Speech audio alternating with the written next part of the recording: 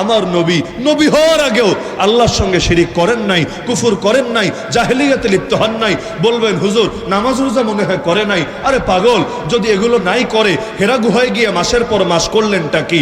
দিন নাই রাত নাই, এই যে লাগাতার সাধনা করলেন, কোন তরিকার সাধনা তিনি করবেন? তিনি তো বেদাতি তরিকা সাধনা করবেন না, শিরকে তরিকা সাধনা করবেন না, জাহেলি তরিকা সাধনা করবেন না। তিনি তো আল্লাহকে খুশি করার তরিকাই সাধনা করবেন। তো আমার নবী ঈমানও তো আগেই ছিলেন, আমলও তো আগেই ছিল। কারণ ইব্রাহিম আলাইহিস সালাম, জাতির পিতা ইব্রাহিম আলাইহিস সালাম যে আদর্শ দিয়ে গিয়েছিলেন, আরে সংখ্যায় কম ছিল কিন্তু অল্প কিছু লোক সেই আদর্শের উপর তখনও অটল ছিল, অবিচল ছিল। আমার রাসূল সাল্লাল্লাহু আলাইহি ওয়াসাল্লাম ঈমানের উপর আগেও চলেছেন, আমলের উপর আগেও চলেছেন। মায়ের খান নাই, মায়ের খেয়েছেন কখন? জুলুম শুরু হয়েছে কখন? যখন আল্লাহর আয়াত নিয়ে সমাজে নেমেছেন, বাতিলের রক্তচক্ষুকে উপেক্ষা করে হক কথা বলতে শুরু করেছেন, প্রতিটা অন্যায় অসত্য আর বাতিলের বিরুদ্ধে মুখ খুলতে শুরু করেছেন। আমার নবী যখন প্রতিবাদী হয়ে উঠেছেন, দুনিয়ায় যখন নাহি আনিল মুনকার, অসৎ কাজ থেকে নিষেধের বার্তা ব্যাপক করেছেন, তখনই নবীর উপর সারা দুনিয়া একসঙ্গে হামলে পড়েছে। ব্যক্তির সঙ্গে শত্রুতা অফারই তো দিয়েছে, মোহাম্মদ কি চাও বলো? নবীকে, আমার নবীকে নেতা মানতেও রাজি, আরবের সবচেয়ে সুন্দরী মেয়ে এনে বিয়ে দিতেও রাজি, সম্পদের পাহাড় পানিয়ে দিতেও রাজি, সবই রাজি। তো নবী বলেছিলেন আকাশের চাঁদ আর সূর্য এনে দিলেও লাভ নাই, থামাতে পারবা না। অপশন দুটো, হয়তো আমি মরে যাব অথবা ইসলামকে জিন্দা করে যাব। যদি আমি মরে যাই তো মরেই গেলাম, কিন্তু যদি জিন্দা থাকি ইসলামরেও জিন্দা করে ছাড়বই ছাড়বো ইনশাআল্লাহ। এর আগে থামবো না, এর আগে থামাতেও পারবা না। তো সবচাইতে বড় ফিতনা এই মুসিবত গুলো না। আমার নবীকেও আল্লাহর ঘরে থাকতে দেয় নাই, আমার নবীকেও পবিত্র মক্কা মুকাররমায় থাকতে দেয় নাই। নবী বাধ্য হয়েছেন আল্লাহর ঘর ছাড়তে। আরে আমাদের মসজিদ কি আর আমাদের মাদ্রাসা কি? মক্কা আল মুকাররমা, মসজিদ হারাম, কাবা শরীফা ছাড়তে বাধ্য হয়েছেন আমার নবী। কিসের জন্য? কারণ যদি মসজিদে থেকেও আল্লাহর আদর্শ আঁকড়ে না থাকা যায়, যদি মক্কায় থেকেও আল্লাহর আদর্শ আঁকড়ে না বাঁচা যায়, যদি কাবাকে সামনে আগলে রেখেও আল্লাহর দ্বীনকে নিয়ে চলা না যায়, মুসলমান প্রয়োজন এই ঘর আর এই জায়গাগুলো ছাড়তে রাজি হয়, কোনো কিছুর বিনিময়ে আল্লাহর দ্বীন আর আদর্শ ছাড়তে রাজি হয় না। আমার নবীকে 3 বছরের অধিক সময় জেলও তো খাটানো হয়েছে, তাও কি এখনের মতো জেল?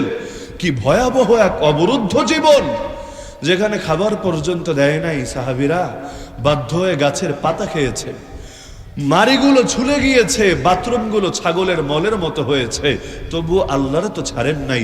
কারণ আল্লাহর জন্য সব ছাড়া যায়, কোনো কিছুর জন্য আল্লাহকে ছাড়া যায় না। তো এগুলো কোনোটাই সবচাইতে বড় ফিতনা না। সবচাইতে বড় ফিতনা হক চিনতে না পারা, সবচাইতে বড় ফিতনা হক চেনার পরও মানতে না পারা, সবচাইতে বড় ফিতনা ঈমান আমল নিয়ে বাঁচতে আর মরতে না পারা, সবচাইতে বড় ফিতনা একবার হেদায়েত পাওয়ার পরে হেদায়েত থেকে দলের কারণে, ধান্দার কারণে, নেতার কারণে, নিজের বাপের কারণে, নিজের ব্যবসার কারণে, নিজের চাকরির কারণে, দুনিয়ার বিভিন্ন স্বার্থের কারণে সেই হেদায়েতকে আগলে রাখতে না পারা, এটাই সবচাইতে বড় ফিতনা। এগুলো বাদে বাকিগুলো যেগুলো শুধু নিজের কষ্টে থাকা, মুসিবতে থাকার সঙ্গে সম্পর্কিত, মুমিনের বিবেচনায় ওগুলো কোনো ফিতনাই না। তো এখন কি করতে হবে? কি করতে হবে সেটা সূরা ফাতিহায় ডেইলি আপনারাই ঘোষণা দেন, আমার বলে দিতে হবে না। ইহদিনাস সিরাতাল মুস্তাকিম সিরাতাল্লাযীনা আন'আমতা আলাইহিম গায়রিল মাগদুবি আলাইহিম ওয়ালাদ-দাল্লিন। হে আল্লাহ, আমাদেরকে সরল পথে চালান। কোন সরল পথ?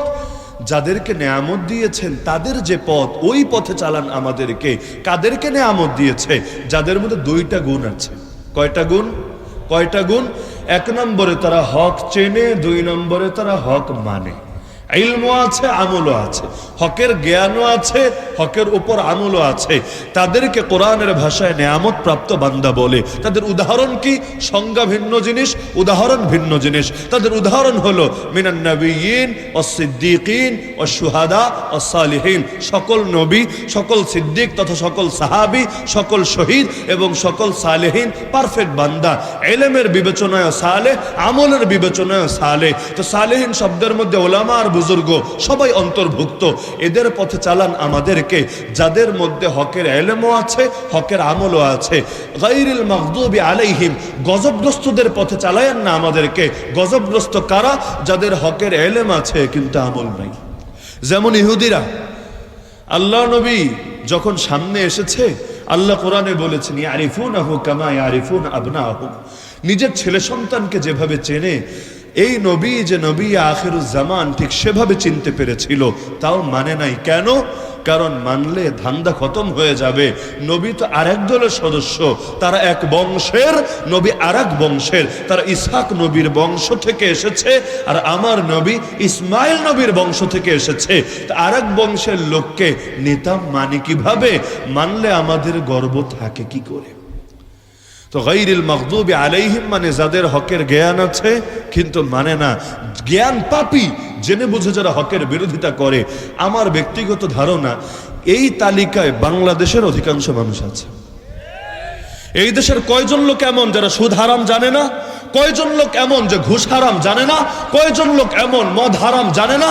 কয়জন লোক এমন কুফর শিরিক ইসলামে নিষিদ্ধ জানে না, তারপরও জেনে বুঝেই কাজগুলো চালায়? আরে শুধু ব্যাংকগুলোতে যারা চাকরি করে, যারা ব্যাংকগুলোর সঙ্গে জড়িয়ে আছে, তাদেরকে গিয়ে জিজ্ঞেস করেন ইসলামে সুদ হালাল নাকি হারাম, স্পষ্ট বলো। অধিকাংশ মানুষ বলবে হারাম হারাম হারাম। যারা ঘুষ খায় রাস্তাঘাটে থেকে শুরু করে অফিস আদালতে, তাদেরকে গিয়ে জিজ্ঞেস করেন বলো তো ইসলামে ঘুষ হালাল নাকি হারাম? ঘুষ যদি হাদিয়ার নামে দেয়, ঘুষ যদি খুশি হওয়ার মৌখিক দাবি তুলে দেয়, তখনও তোমার জন্য এটা হালাল নাকি হারাম? সবাই বলবে হারাম।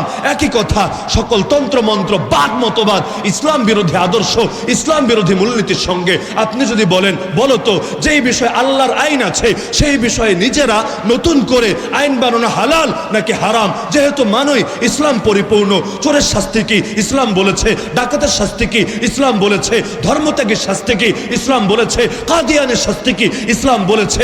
ইসলাম পরিপূর্ণ দিন, পরিপূর্ণ সেটাকেই বলে যেটা ভিক্ষা করে চলা লাগে না। পরিপূর্ণ ইসলাম কখন হবে? যখন ব্যক্তি জীবন থেকে শুরু করে আন্তর্জাতিক জীবন পর্যন্ত প্রতিটা সেক্টরে সেক্টরে ইসলামের শিক্ষা পাওয়া যাবে। যে ইসলাম কেমনে বাথরুম করবেন এটা শিখালো, কেমনে দাঁত মাজবেন এটা শিখালো, কেমনে ঘুমাবেন, কেমনে কথা বলবেন এটা শিখালো, কেমনে স্ত্রীর সঙ্গে মেলামেশা করবেন তাও শিখালো। একই ইসলাম আপনাকে রাজনীতি শিখাবে না, অর্থনীতি শিখাবে না, বিচার আচার শিখাবে না, আইন কানুন শিখাবে না, সভ্যতা শিখাবে না, সংস্কৃতি শিখাবে না, শিক্ষা ব্যবস্থার মূলনীতি জানাবে না। কিভাবে ভাবতে পারে?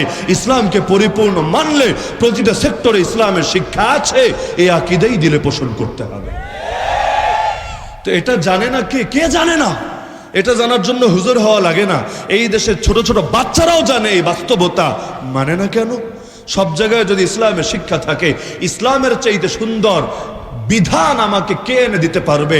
না ভারত, না চীন, না আমেরিকা, না জাতিসংঘ, না ইসরায়েল।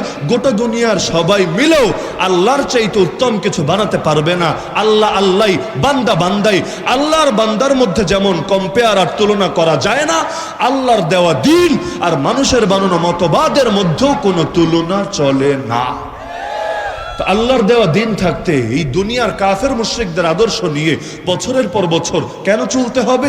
এই দেশের অধিকাংশ মানুষ মুসলমান, তারপরও কাফেরদের আদর্শ মাথার উপর কোন যুক্তিতে আর কোন দুঃখে চালাতে হবে? ইসলাম যদি পরিপূর্ণই হয়, সেকুলারিজম নিয়ে আমাদেরকে কেন রাজনীতি করতে হবে? ইসলাম যদি পরিপূর্ণই হয় জীবনের প্রতিটা ক্ষেত্রে, ইসলামকেই কেন রাখবো না মাথার উপরে? জবাব আছে? তো জবাব তো এটাই, অধিকাংশই জ্ঞান পাপী। জানে না তা না, জানে।